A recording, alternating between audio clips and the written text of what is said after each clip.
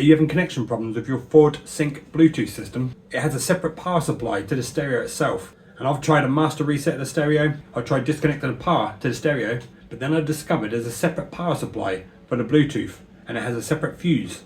Now if you pop that fuse out, give it a couple of minutes, pop it back in again, it should reset it completely and hopefully fix any connection issues that you've got.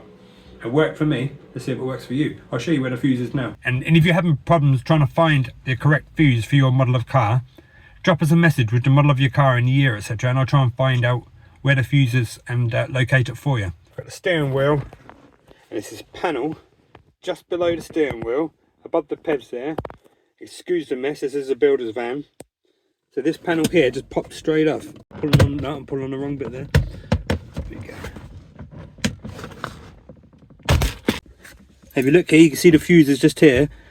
It's on the right hand side and it's the 5th slot up. You may have a fuse or two missing, but you need to count that slot. So from that empty slot I've got here, 1, 2, 3, 4, 5, and it's this one here, 7.5 amp fuse. Pop that out, give it a couple of minutes and chuck it back in.